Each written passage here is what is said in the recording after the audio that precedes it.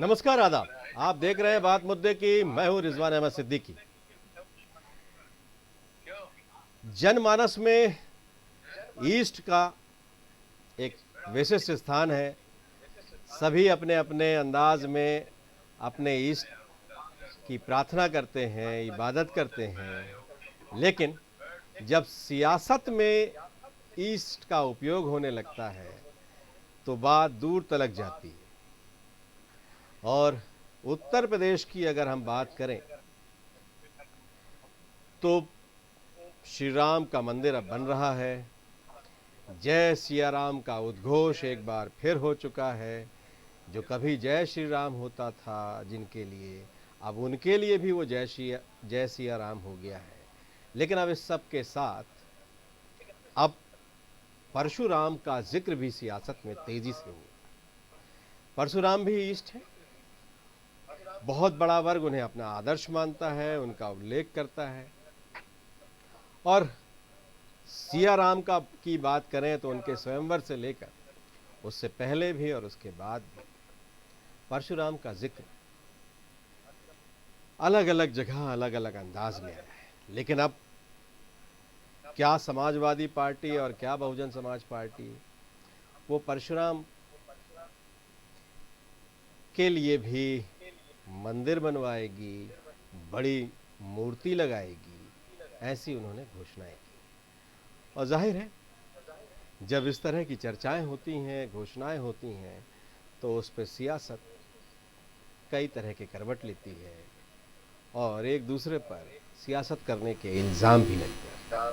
लेकिन अब राम के बाद परशुराम का उत्तर प्रदेश की सियासत में जिस तरह से आगमन हो गया है तो चर्चा दूर तलक जाएगी और सवाल भी बहुत से उठेंगे। यही हमारा आज का विशेष जय सिया राम अब परशुराम। तो चलिए इस विषय पर हम चर्चा करें। उससे पहले देखिए हमारी ये खास रिपोर्ट।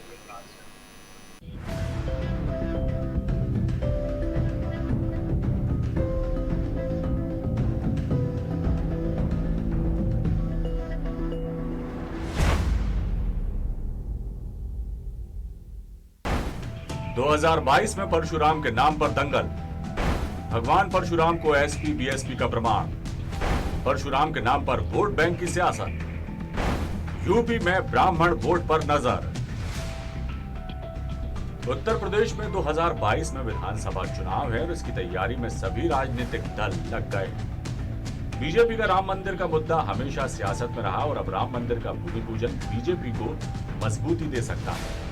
तो वहीं अब सपा और बसपा और कांग्रेस की नजरें सूबे के ब्राह्मण वोट पर है और ब्राह्मणों को लुभाने के लिए बसपा सपा राम की राजनीति से दूर परशुराम की राजनीति पर आ गए हैं। सपा लखनऊ में भगवान परशुराम की मूर्ति लगाने जा रही है तो उसकी ऊंचाई 108 फीट रखी जाएगी। इतना ही नहीं, समाजवादी पार्टी सभी जिलों में आजादी की लड़ाई का शंखनाद करने वाले मंगल पांडे की प्रतिमा लगवाने पर भी विचार कर रही है। वहीं पहले सपा से गठबंधन कर 2017 में चुनाव लड़ने वाली बसपा अब सपा के खिलाफ ही हुंकार भर रही है। मायावती ने सपा के बयान पर पलटवार करते हुए कहा, अगर बसपा सरकार बनी तो 400 फीट ऊंची भगवान परशुराम की मूर्ति लगवाएंगी। इस पर सपा ने भी पलटवार किया। भगवान परशुराम चेतना पीठ की तरफ से जो भगवान की 108 फीट की दुनिया की सबसे बड़ी, सबसे भव्य, सबसे विशाल, सबसे सुंदर, सबसे अप्रतिम, सबसे अद्वितीय मूर्ति प्रतिमा की स्थापना करने जा रहे हैं, उसके बारे में उन्होंने उसका विरोध किया और ये कहा कि वो सरकार में आएंगी तो उससे बड़ी मूर्ति लगाएंगी। मैं कहना चाहता हूं कि आप स्वयं 4 बार उत्तर प्रदेश की मुख्यमंत्री रही हैं। अगर सच में भगवान परशुराम की मूर्ति लगानी होती और उसके प्रति भाव होता तो लग चुकी होती। आपने उत्तर प्रदेश ने देखा है कि सच में किसकी मूर्ति लगी है उत्तर प्रदेश में अलग अलग जगहों पर। उत्तर प्रदेश में मुस्लिम, यादव और दलित आबादी 49% है। उत्तर प्रदेश में 16% वोट अगड़ी जाति के हैं। यूपी में 11% वोट ब्राह्मणों के हैं। 2019 लोकसभा चुनाव में 80% ब्राह्मण बीजेपी के साथ थे। 2017 विधानसभा चुनाव में 80% ब्राह्मणों का बीजेपी को साथ मिला। राम मंदिर शिलान्यास के बाद बीजेपी भगवान राम के नाम पर वोट बैंक को मजबूत करेगी, तो वहीं बसपा और सपा ने अब परशुराम को लेकर ब्राह्मण वोट बैंक की राजनीति शुरू कर दी है। इसका एक कारण कानपुर कांड के आरोपी विकास दुबे के एनकाउंटर से भी जोड़कर देखा जा रहा है। बसपा और सपा बीजेपी को ब्राह्मण विरोधी बता रही है, तो राम बनाम परशुराम को चुनावी मुद्दा भी। जिस तरीके से 2007 में मायावती की तरफ ब्राह्मण गए थे, आने वाले चुनाव में ब्राह्मणों का एक बड़ा तबका बीजेपी से मुंह मोड़ सकता है। उत्तर प्रदेश में विधानसभा चुनाव में जिस पार्टी को 30% वोट मिलते हैं, सरकार उसी की बनती है। दरअसल बीजेपी सवर्णों के एक मुश्त वोट बैंक पर बैठी हुई है, और जिसमें उत्तर प्रदेश में ब्राह्मण न सिर्फ एक बड़ा वोट बैंक है, बल्कि राजनीतिक और सामाजिक ओपिनियन मेकर भी माने जाते हैं। परंपरागत तौर पर उत्तर प्रदेश में राजनीतिक रूप से ब्राह्मण और ठाकुरों में एक प्रतिस्पर्धा रही है, जिसे अलग अलग वक्त पर बड़े नेता और पार्टियां इस्तेमाल करती रही। देखना होगा अब ब्राह्मण समुदाय बीजेपी के राम को तरजीह देते हैं या फिर सपा बसपा के परशुराम पर अपना विश्वास जताते हैं। News world desk.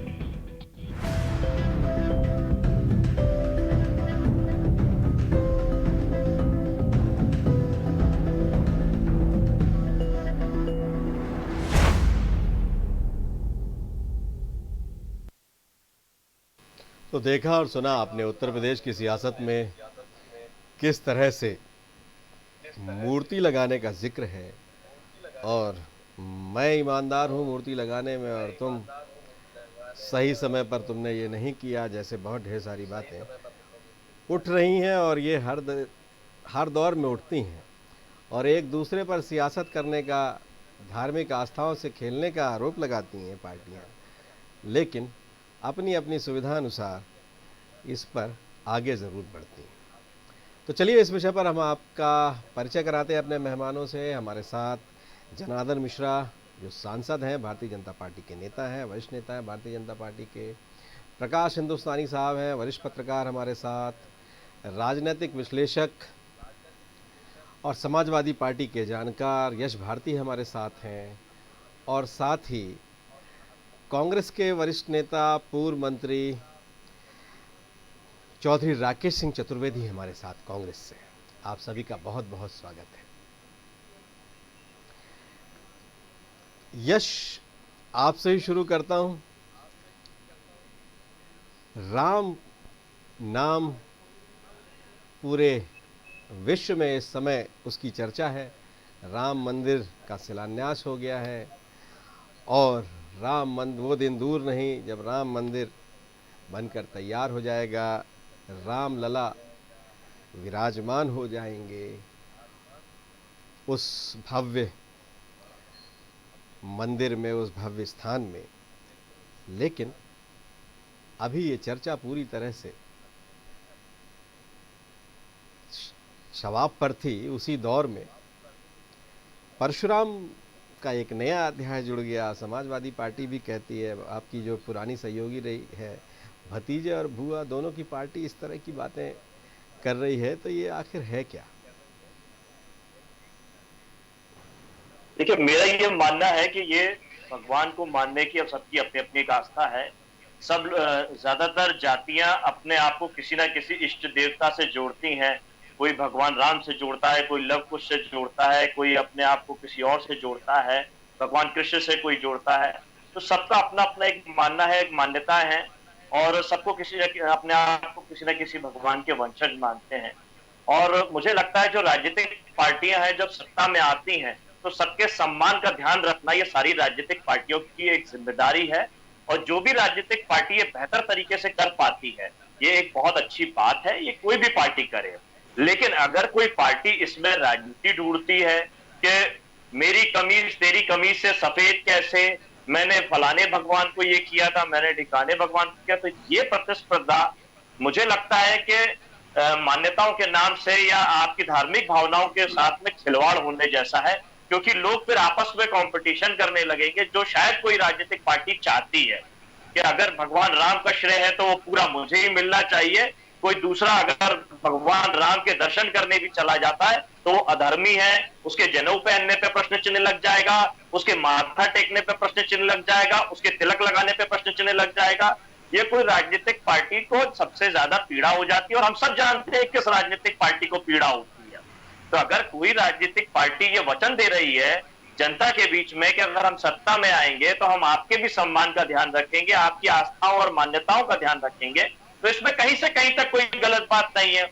लेकिन अगर अभी हम वर्तमान भारतीय जनता पार्टी की सरकार की बात करें, जैसे आपने भगवान श्री राम की बात करी, तो पूरी तरीके से अभी राजनीतिक रूप जो कोरोना काल चल रहा है, जहां सोशल डिस्टेंसिंग की बात होती है, जहां सारे नियम कायदों की बात होती है, तो सारी धज्जियां कौन सा राजनीतिक दल उड़ा रहा है, ये सबके सामने है कि किसी भी तरीके के, चाहे रविवार को पूरे देश भर में लॉकडाउन लगाने की बात हो, लेकिन अगर भव्य आयोजन करना है तो आप कर सकते हैं, चाहे वो राजनीतिक रूप में हो, चाहे वो धार्मिक रूप में हो या किसी और रूप में हो।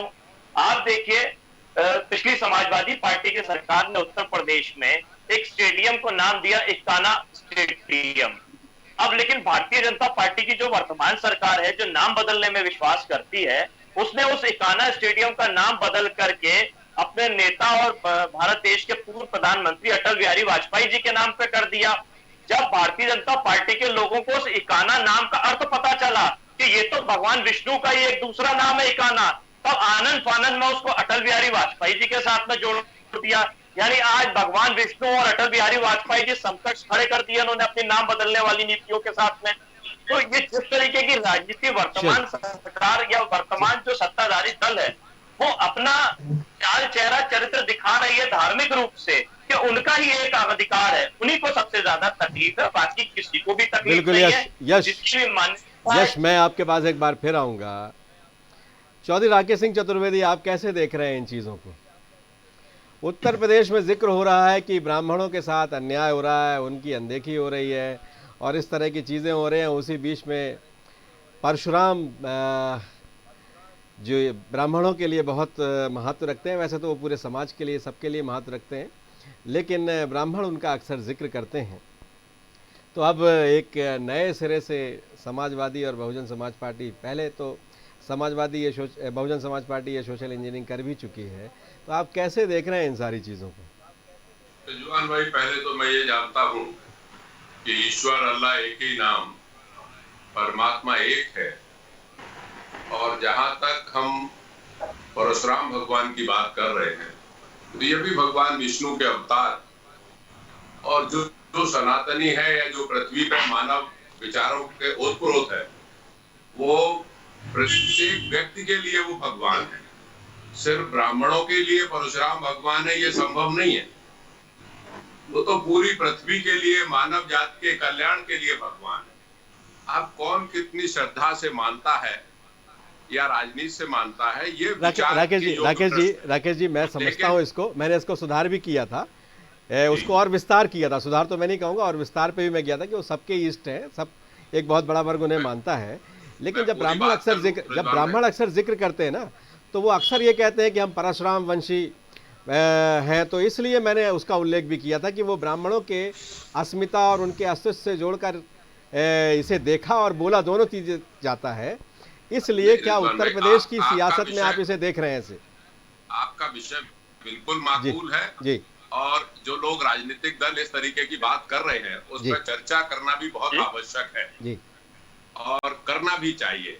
लेकिन मैं चूंकि सनातनी हूँ, तो मैं प्रत्येक ईश्वर का मैं सम्मान करता हूँ, दूर कर दो, और वो सभी के लिए सम्मानीय है। इससे इतर हटके मेरी एक बात और है, ये जितने राजनीतिक पार्टियां हैं वो ये सोच के चले कि भगवान परशुराम को माने या ना माने, उनकी प्रतिमा लगाएं या ना लगाएं, लेकिन जितनी राजनीतिक दल है, चाहे भारतीय जनता पार्टी हो, समाजवादी पार्टी हो, चाहे बहुजन समाज पार्टी हो, बहुत बड़ा ये लोग एक तरीके से हाथ पहुंचा रहे हैं ब्राह्मणों पे। वो ये है कि सनातनी परंपरा में वेद व्यास जी ने वेद लिखे और उन्होंने ये तय किया कि व्यास गद्दी पर ब्राह्मण बैठेगा, आपने उसकी भी अवमानना कर रहे हैं। मंदिरों में पूजा पाठ का कार्य ब्राह्मणों का था। मुझे ये अफसोस के साथ कहना पड़ता है, अगर जो लोग इस पर राजनीति कर रहे हैं तो अपने गिरबान में झांक कर देखें कि मध्य प्रदेश की भारतीय जनता पार्टी ने मंदिरों के लिए किसी भी जात को पुजारी बनाने का निर्णय कर लिया। अगर आप ब्राह्मणों के हितैषी हैं, अगर उनको आप संरक्षण देना चाहते हैं, तो वो एक बहुत पवित्र काम करते थे, कम पैसे में काम करते थे और अपनी कथाएं पढ़ के अपने जीविकोपार्जन करते थे, धर्म की प्रचार करते थे, मंदिर की देखभाल करते थे। लेकिन सभी राजनीतिक दलों ने ये प्रस्ताव पारित किया विधानसभा में बीजेपी का भी जिक्र कर रहा हूं, मिश्रा जी इसका जवाब देंगे कि ये कहा कि मंदिरों में अब पूजा पाठ कोई भी कर सकता है, जो किसी भी वर्ग का हो, ब्राह्मण होना जरूरी नहीं है। तो परशुराम की मूर्ति लगे ना लगे मैं इसका पक्षधर नहीं हूं, भगवान हमारे हृदय में विराजमान रहते हैं, लेकिन ब्राह्मणों का हित हो, उनका संरक्षण हो, और जो समाज में उनका काम है, जो भगवान श्री राम के वंशज भगवान वशिष्ठ करवाया करते थे, वही काम इन सरकारों को ब्राह्मणों के लिए हित में करना चाहिए, अगर आप वास्तविक ब्राह्मण के हितैषी है। और वरना ये तो सब घड़ियाली आंसू है।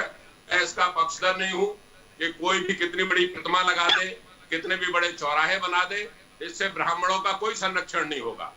ब्राह्मण के लिए अगर प्रस्ताव ला सकते हो तो ये लाइए कि मंदिरों में पूजा सिवाय ब्राह्मण के अलावा आदिकाल से जो चली आ रही थी वो ब्राह्मण ही करेगा। वेद व्यास की पुस्तक का वाचन मैं आपके पास ब्राह्मण ही करेगा। आपके पास मैं आऊंगा, और आप जो कह रहे हैं वो हो सकता है आपकी पार्टी भी उससे पूरी तरह से सहमत ना हो, और बहुत लोग भी सहमत नहीं होंगे, इसलिए कि आरक्षण जैसा लगता है ये, इस पर बहुत बार सवाल उठते रहे हैं, लेकिन सबका अपना अपना तर्क, अपना अपना पक्ष है। जनार्दन मिश्रा साहब, क्या कहेंगे आप?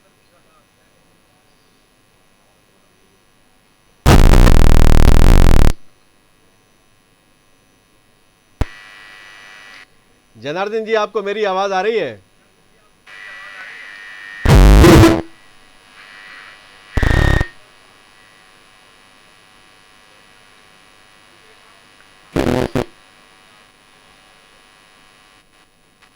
शायद आपकी आवाज नहीं आ रही, हम तक नहीं पहुंच पा रही है, कुछ तकनीकी खामी है, हम उसको ठीक करते हैं, उसे ठीक करते हैं। जनार्दन जी, आपको मेरी आवाज आ रही है? जी,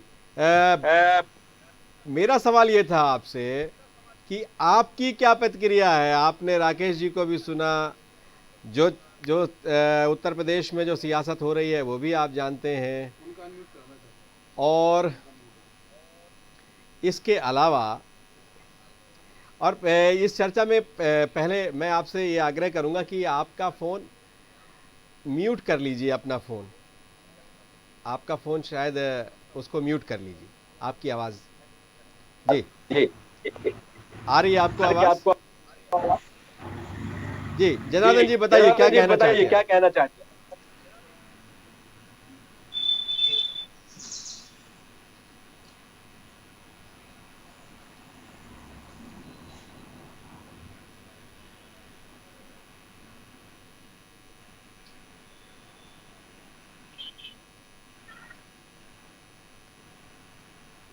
आवाज नहीं आ रही उनकी। जनार्दन जी, आपको अपना फोन अनम्यूट कराना पड़ेगा, अनम्यूट, आपका शायद म्यूट हो गया, अनम्यूट कराना पड़ेगा, अनम्यूट करा दीजिए उसे। अभी चलिए, आप जब से आपसे चर्चा करेंगे उसके पहले मैं प्रकाश जी के पास चलता हूं। चलिए जनार्दन जी, आपको शायद आवाज आ रही है, बताइए। जी जी, देखिए, मेरा तो इसमें बहुत साफ नजरिया है। अभी तक तत्कालीन घोषणा जो हुई है उसके बारे में, उस संदर्भ में बात करूंगा, तो वो तो भगवान परशुराम की मूर्ति लगाने का नहीं है, ये वास्तव में विकास हुए कानपुर वाले का मूर्ति लगाना चाहते हैं, और कानपुर वाले मूर्ति ये तमाम पूरे यूपी में घुमा के, और एक संगठित अपराध को महिमा पंडित समाजवादी पार्टी का नेता था, और उसके माध्यम से इन अपराधियों को संदेश देना चाहते हैं कि समाजवादी पार्टी सरकार में आएगी तो अपराधियों को खुला संरक्षण मिलेगा। हम पूरे तौर पर अपराधियों को पूरी छूट देंगे, जिस तरह से विकास दुबे को मिलती रही है। जहाँ तक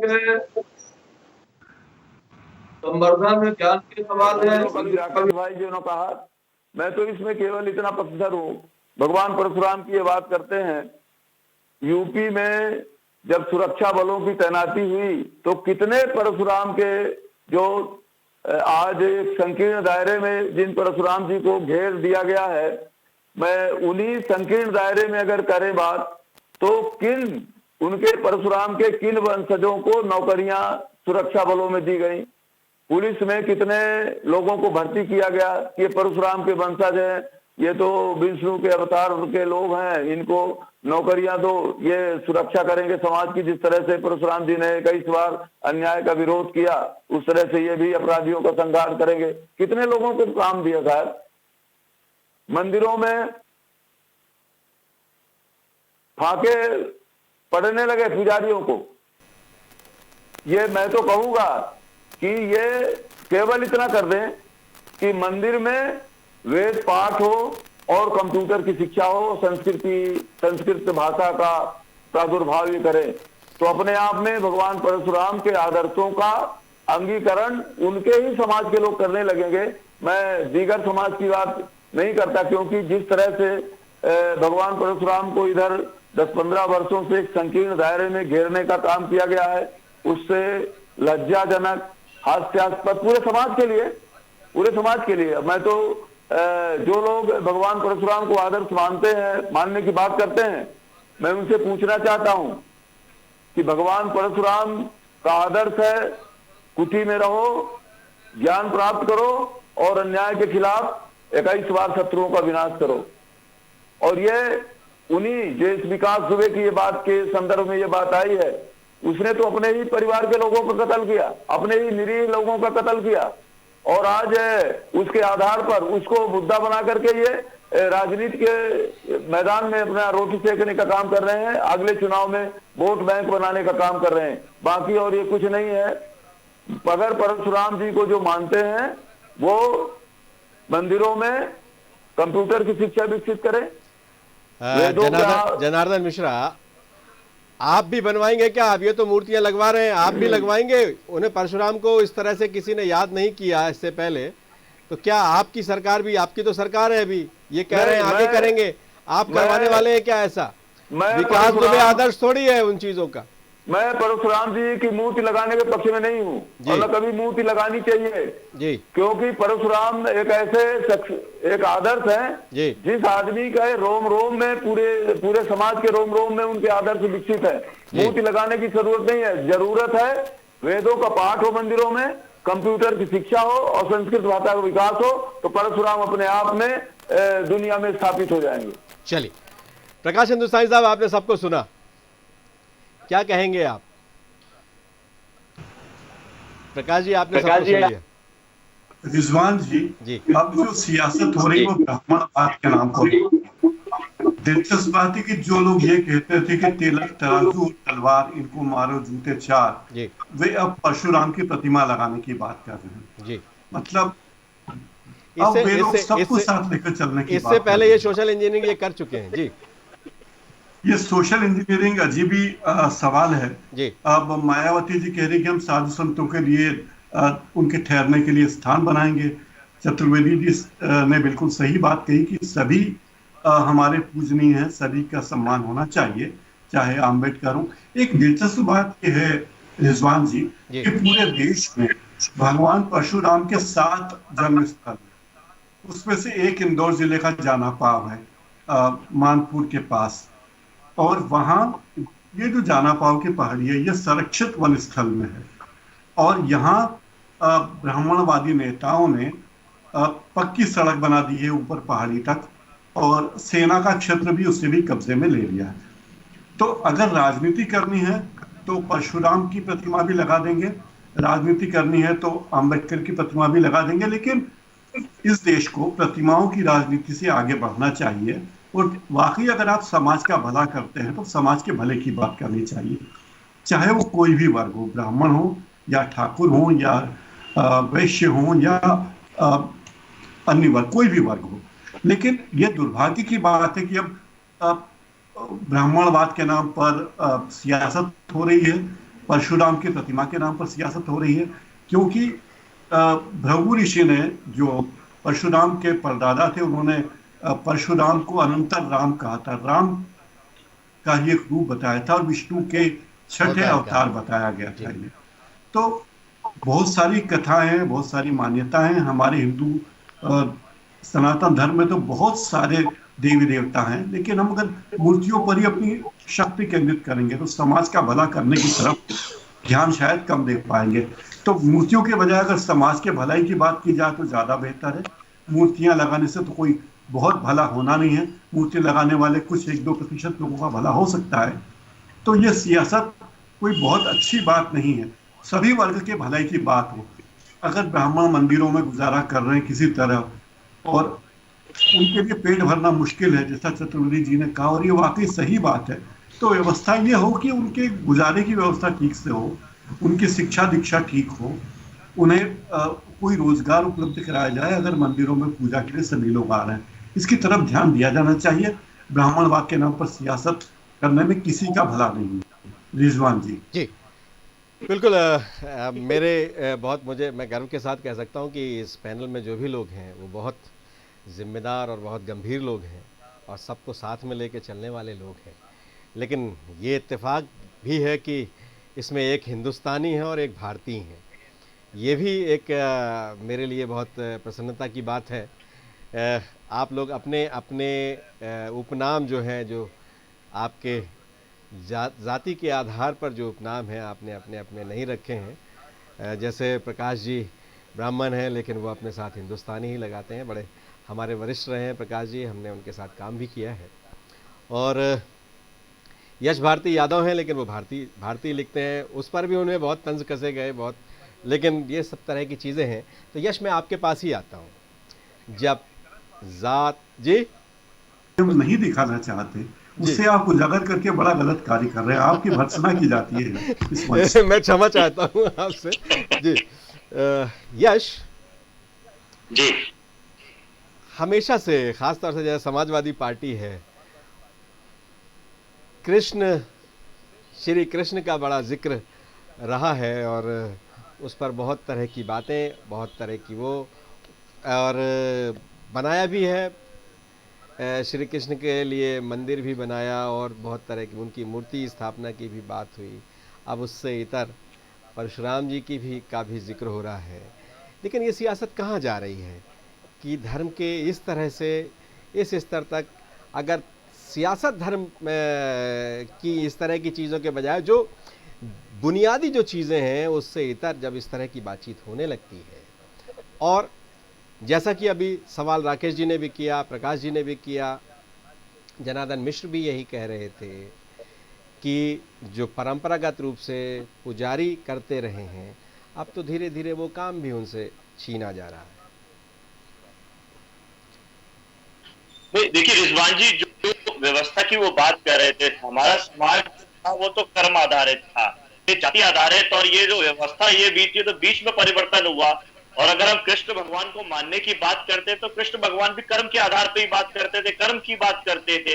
और भगवान श्री राम को और कृष्ण को, और जैसे अभी चतुर्वेदी साहब ने भी कहा कि परशुराम जी को बांटने का काम ये तो हम ही लोग कर रहे हैं आपस में। सभी जितने लोगों ने अच्छे कर्म किए सबको पूजा जाता है, उनके कर्मों के आधार पर उनको पूजा जाता है। और जिनके कर्म खराब थे, चाहे वो बहुत बड़े ज्ञानी रहे हो, रावण जिनको हम हर साल जलाते हैं, और इसीलिए जलाते हैं कि आप कितने भी ज्ञानी हो लेकिन अगर आप अच्छे व्यक्ति नहीं हो तो प्रतीक के तौर पे जलाया जाता है ताकि समाज में संदेश जाए। और हम लोग यही बात कर रहे हैं कि अगर मूर्ति लगाने से कुछ नहीं होता है तो रावण जलाने भी बंद कर देना चाहिए। हर साल हम लोग इतना भव्य आयोजन करके क्यों रावण जलाते हैं? ये संदेश देने वाली बात है कि आप किस चीज को करते हैं लोगों को पता होना चाहिए। नई पीढ़ी जो है वो उसका अनुसरण करती है। हम अपने मान्यताओं को, अपने धार्मिक चीजों को और आगे बढ़ाने का काम करते हैं और सबको बराबर सम्मान मिलना चाहिए। आप देखिए उत्तर प्रदेश की सरकार है, अभी ईद गई है, क्या पूरे अभी 3 सालों में उत्तर प्रदेश के योगी जी कितनी बार ईदगाह में गए हैं? उप मुख्यमंत्री दिनेश शर्मा जी तो चले जाते हैं बीच में कई बार, लेकिन मुख्यमंत्री योगी जी क्यों नहीं जाते? जबकि उनका मुखिया होने के नाते सभी जातियों, सभी धर्मों के लिए एक नैतिक जिम्मेदारी है। लेकिन जो ये संदेश देने का काम होता है जिम्मेदारी पद पे बैठ करके, जब आप शपथ लेते हैं संविधान की और भगवान को साक्षी मांगते हुए, तो कहीं ना कहीं आप भगवान का भी अपमान करते हैं, संविधान का भी अपमान करते हैं कि हम सबका सम्मान रखेंगे। लेकिन आप ये जो संदेश देने का काम करते हैं ये बहुत ही भयानक है और ये कोई अच्छी परंपरा नहीं है। यश जिस तरह से जनार्दन मिश्रा कह रहे थे कि विकास दुबे को आधार बनाकर इस तरह की चीज़ें आगे बढ़ाई जा रही हैं, विकास दुबे जैसी प्रवृत्तियों को या विकास दुबे जैसे लोगों को समर्थन करने के लिए इस तरह की चीज़ें हो रही हैं, और वो इसको उसका इस तरह की मूर्ति लगाने का वो पुरजोर विरोध करते हैं। तो विरोध करते हैं, तो मुझे लगता है जो विश्व की सबसे बड़ी मूर्ति गुजरात में लगी है चीन के माध्यम से, उसका विरोध भी होना चाहिए। उत्तर प्रदेश के ऑफिस में जो सबसे बड़ी मूर्ति जिसका अटल बिहारी वाजपेयी जी उद्घाटन करने गए थे, अटल बिहारी वाजपेयी जी का, उसका भी विरोध होना चाहिए। तो ये मूर्ति परंपरा अगर भारतीय जनता पार्टी के शासन में चलती है तो ठीक है, लेकिन अगर कोई दूसरी सरकार ये बात करती है और आश्वासन देती है कि हम सत्ता में आएंगे तो जिम्मेदारी के साथ ये बात करेंगे, तो इनको तकलीफ होती है उस बात के साथ में। तो ये दोहरा चरित्र तो कम से कम नहीं होना चाहिए। मूर्ति वाली सरकार मूर्ति का विरोध कर रही है, नाम बदलने वाली सरकार नामों पर चर्चा कर रही है। और आप ये बात करिए कि पिछली बार जो समाजवादी पार्टी की सरकार थी, चाहे अयोध्या हो या मथुरा हो या तमाम घाट हो, उनका जीर्णोद्धार करने का काम किया गया। पूजा पाठ के लिए जो पंडाल लगाए गए करोड़ों के बजट के साथ में, वो सारा काम हुआ है। ऐसा नहीं है कि इनके सरकार आने से या पूर्व की सरकारों ने कोई काम नहीं किया। समय समय पे जो भी सरकारें रही हैं, उन्होंने हर धार्मिक स्थल का ध्यान रखा है, चाहे वो किसी भी जाति से संबंधित हो, धर्म से संबंधित हो। लेकिन जो ये तुष्टीकरण का राजनीतिक रंग जो भारतीय जनता पार्टी की सरकार में चल रहा है, कि हमारी जब बात आती है तो हम अपनी तरफ से देखेंगे, दूसरे की बात आएगी तो हम दूसरे की तरफ से देखेंगे। अगर आपको मूर्तियों का विरोध करना है तो अपनी मूर्तियों का भी विरोध कीजिए, और अगर आपको नहीं करना है तो सब जातियों, सब धर्मों का सम्मान उसी तरीके से आपको देना चाहिए। बिल्कुल। चौधरी राकेश सिंह चतुर्वेदी, यश भारती जो कह रहे हैं, और साथ ही जैसे जनार्दन मिश्रा से भी मैं यही पूछूंगा कि जब अयोध्या में भी आप, अभी तो राम मंदिर बनने की अब शुरुआत हुई है, लेकिन पिछले साल योगी आदित्यनाथ वहाँ एक बहुत बड़ी श्री राम की मूर्ति लगाने की भी घोषणा कर चुके हैं, उसकी भी तैयारियां शुरू हो गई हैं। तो जब राम की मूर्ति लग सकती है तो फिर परशुराम की क्यों नहीं लगना चाहिए? और जैसा कि यश बात कह रहे थे, जो सवाल आपने सबसे पहले उठाया था, जनार्दन मिश्रा ने भी बाद में उठाया, कि कर्म आधारित जब व्यवस्था थी तब अलग बात है, लेकिन अब तो बहुत ढेर सारे लोग अलग अलग तरह से काम कर रहे हैं। पहले तो मैं सबको आदर पूर्वक ये कहना चाहता हूँ कि हमारे जो आराध्य हैं, भगवान है सनातनियों के, वो सड़क पे और चौराहे पे लगाने के नहीं है। उनके लिए श्रद्धा अवनत होके मंदिर है, और मंदिर बनाइए, वहां पे उनकी प्रतिमाएं लगाइए। पहला तो मेरा कहना यह है। और अगर प्रतिमाएं लगाने की आवश्यकता है तो देश में जो लोग शहीद हुए, जिन लोगों ने आजादी दिलवाई कुर्बानियां देकर, आप उनकी प्रतिमा लगाइए। आप राजनीतिक सोच खत्म करिए कि आपने सरदार वल्लभ भाई पटेल की प्रतिमा बहुत ऊंची लगा दी, आप महात्मा गांधी को छोटा बताना चाहते हो, आप सुभाष चंद्र बोस को छोटा बताना चाहते हो, आप पंडित जवाहरलाल नेहरू को छोटा बताना चाहते हो, अशफाक उल्लाह को छोटा बताना चाहते हो। तो आपको चाहिए कि जो स्वतंत्रता संग्राम सेनानी है, मैं एक बार वहां गया था क्यूबा, तो क्यूबा में मैंने देखा वहां कोई रिलीजियस नहीं है, कोई धर्म नहीं है, और वहां एक चे करके थे, ग्वारे चे, वो फिदेल कास्त्रो के साथ आजादी में शहीद हो गए थे। तो उनका पूरा सम्मान देश करता था, उनकी पूजा करता था। और ये हिंदुस्तान है जहां हम जातवाद के आधार पर मूर्तियां लगा रहे हैं। हमारा चक्षु खोलना चाहिए, दिमाग। हम लगाएं तो शहीदों की प्रतिमाएं लगाएं, उनका सम्मान करें। उनका तो कोई नाम लेना नहीं चाह रहा है। अशफाक उल्लाह की लगाइए, सुभाष चंद्र बोस की लगाइए, भगत सिंह की लगाइए, चंद्रशेखर आजाद की लगाइए। आप बड़ा दिल करिए। और ब्राह्मणों का हित करना है तो मैं कह चुका हूं कि मैं किसी दुर्ग के बारे में बात नहीं कर रहा हूं, किसी किले को नहीं मांग रहा हूं। मैं कह रहा हूं ब्राह्मण को उसका परंपरागत जो कार्य था, जो वेद पढ़ता था, वो व्यास गद्दी पे बैठता था। यस भाई, अगर समझ रहे हो तो बात को सुन लें। उस पर सिर्फ ब्राह्मण बैठ सकता था, और मंदिरों में पुजारी ब्राह्मण हुआ करते थे। तो सरकारें ये नियत साफ करें और निश्चित करें कि जो कथावाचक होगा वो ब्राह्मण ही होगा, और जो मंदिरों में पूजा होगी वो ब्राह्मण करेगा। ऐसे सरकारें प्रस्ताव लाएंगी तो मैं समझूंगा वो ब्राह्मण के उदर पोषण के लिए हित में है। भगवान परशुराम हो, भगवान रामचंद्र जी हो, जो हमारे आराध्य हैं, और ये मंदिरों में रहने वाली चीज है, सड़क पे लाने वाली चीज नहीं है। जो सड़क पे ला रहा है वो हमारे धर्म के साथ अन्याय कर रहा है। हम उसकी घोर भर्त्सना करते हैं। बताइए जनार्दन मिश्रा, आप क्या कहेंगे इस पे? देखिए, मैंने तो केवल दो बातें कही की मूर्ति लगाने की बात नहीं कही कि समाजवादी पार्टी विकास दुबे की मूर्ति लगाना चाहती, भगवान परशुराम की मूर्ति लगाना का कोई औचित्य नहीं समझती है। जहां तक सरदार पटेल की मूर्ति का सवाल है, ये मुल्क मूर्तियों का देश रहा है, इसलिए मूर्तियां यहाँ लगती हैं। भगवान राम की मूर्ति लगाना, मंदिर बनाना एक अलग प्रश्न है, और बाकी जो महापुरुषों की मूर्तियां लगाना एक अलग प्रश्न है। उसको दोनों को एक साथ, सारी मूर्तियों को और भगवान राम की या भगवान कृष्ण की मूर्ति को एक साथ समायोजित करना उचित नहीं होगा।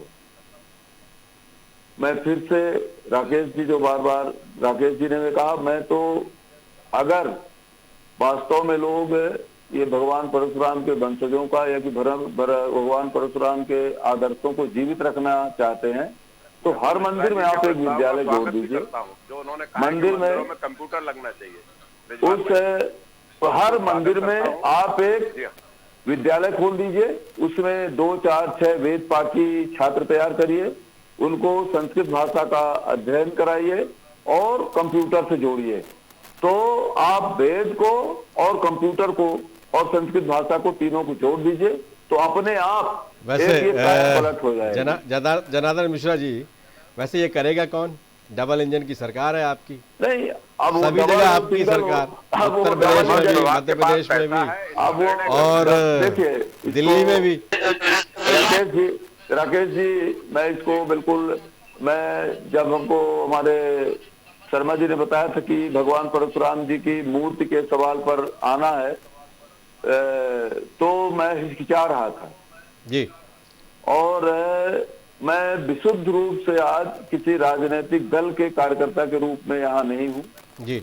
अंतर्मन से मैं जो बोल रहा हूँ, कोई भी सरकार हो या कि जो लोग कल्याण करना चाहते हैं जी, उनको मैं केवल यही बात कहने के लिए आज यहाँ आया हूँ कि विकास दुबे के माध्यम से ये सब हो रहा है। विकास दुबे के लोगों, माने चरित्र के लोगों को इकट्ठा करने के लिए हो रहा है। और दूसरा, ये अगर आप वास्तव में, एक मिनट, अगर आप वास्तव में भगवान परशुराम के वंशजों के, जिनको आप मानते हो, मैं उनका नाम नहीं लेना चाहता, आप उनके शुभ चिंतक हो, तो कहीं भी कोई भी सरकार हो, किसी भी पार्टी की सरकार हो, वो हर मंदिर में एक विद्यालय जोड़ दे और विद्यालय में वेद का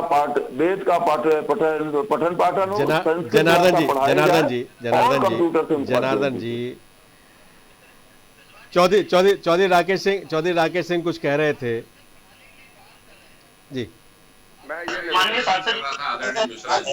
ये आप कह रहे हैं पढ़ाना चाहिए, विभाग के पास करोड़ों रुपया है मध्य प्रदेश में। अगर ये व्यवस्था करके मंदिरों में ये कर दें जी, जो आप कह रहे हैं, आपकी सरकार है जी, और धर्मस्व विभाग के अंतर्गत ये सारे मंदिर आते हैं जी, और ये निश्चित करा दें कि पुजारी ब्राह्मण होगा और जो पैसा इकट्ठा है धर्मस्व विभाग में, उससे वहां पे आप जो व्यवस्थाएं बता रहे हैं, कंप्यूटर वाली, क्लास वाली, संस्कृत वाली, वो सब पढ़ाने का कारोबार किया जा सकता है। आप जानकारी कर लेना, धर्मस्व विभाग पर, औकाफ विभाग पे बहुत पैसा है जी। जी, आपसे एक छोटा सा सवाल है, बहुत अच्छी बात वो संस्कृत के लिए कर रहे थे। मेरा ये मानना है हर भाषा पढ़ानी चाहिए, हर विषय पढ़ाना चाहिए। अगर आपका संस्कृत पे जोर है, आपने जैसा कहा उत्तर प्रदेश में डबल इंजन की सरकार है, केंद्र की भी और उत्तर प्रदेश की। माननीय प्रधानमंत्री जिस जगह से सांसद चुन के आते हैं, बनारस केंद्रीय विश्वविद्यालय, बनारस हिंदू यूनिवर्सिटी, उस हिंदू यूनिवर्सिटी में संस्कृत पढ़ाने का काम राजस्थान का एक मुसलमान करने जाता है, तो आप उसको रोक नहीं पाते, उसको इस्तीफा देना पड़ता है नियमों अनुसार, और आप संस्कृत की तरफदारी करते हैं। वही विश्वविद्यालय में उर्दू पढ़ाने का काम एक शर्मा जी करते हैं, लेकिन किसी उर्दू पढ़ने वाले व्यक्ति ने विरोध नहीं किया और आपकी सरकार उस व्यक्ति को रोक नहीं पाई। ये कैसे आप सबका साथ सबका विकास की बात करते हैं और संस्कृत को पढ़ाने की बात करते हैं, जब व्यवस्था यस, हम बहुत आगे चले गए। आज योगी जी रोक पाए, आज मूर्तियों तक ही, आज मूर्ति तक ही रहते हैं। यस, आज मूर्ति तक ही रहते हैं। जनार्दन जी, आप कुछ कहना चाहते हैं तो जल्दी से कह दीजिएगा।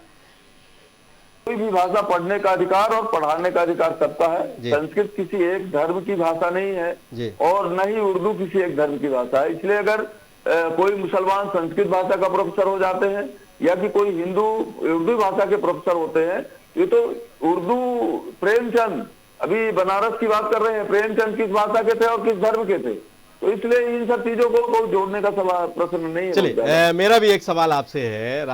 चौधरी राकेश सिंह चतुर्वेदी भी कह रहे थे, यश भी कह रहे थे कि भगवानों की मूर्ति चौराहों पर नहीं लगानी चाहिए, उनका स्थान तो मंदिर में है और लोग जनमानस के मन में है, उनके घर पर है, लेकिन उसको लेकर आप क्या कहेंगे? जनार्दन जी आपसे ही पूछ रहा हूं। नहीं लगाना चाहिए तो क्यों योगी आदित्यनाथ लगा रहे हैं अयोध्या में? देखिए, बीच सड़क में न तो कोई मंदिर होना चाहिए, न मस्जिद होनी चाहिए, न गिरजाघर होना चाहिए, न गुरुद्वारा होना चाहिए।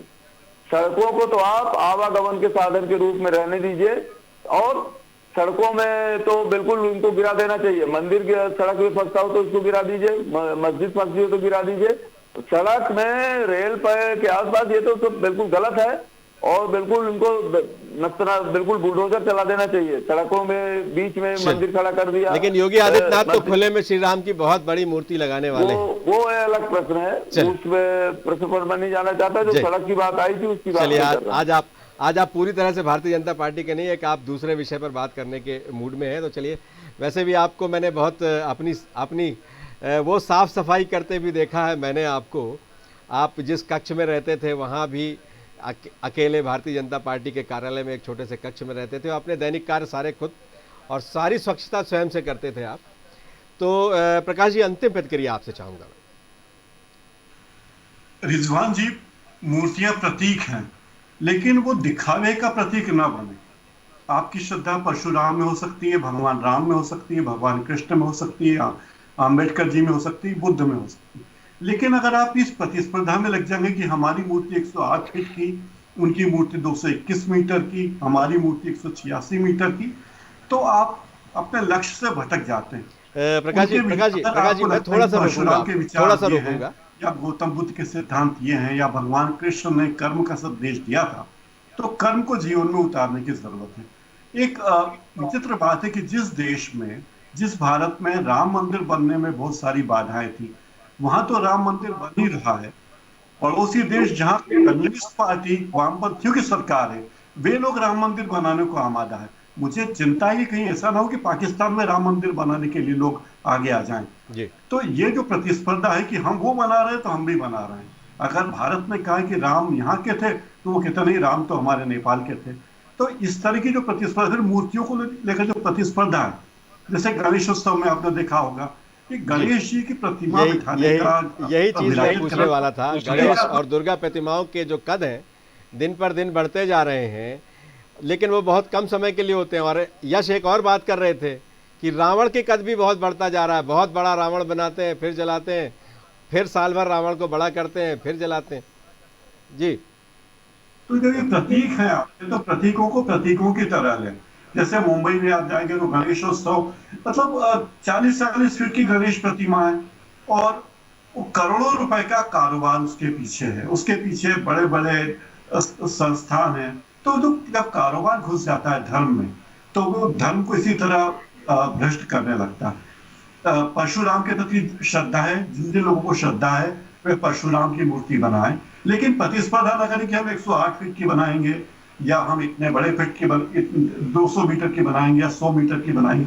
अगर आप कहते हैं भगवान राम हमारे हृदय में है, तो क्या जरूरत है कि उनके 200 मीटर ऊंची प्रतिमा बनाई जाए? हमारे हृदय में है ही। दूसरी बात है कि आप वर्ग को लेकर राजनीति ना करें कि ब्राह्मणों को हमें खुश करना है, इसलिए हमें परशुराम याद आए।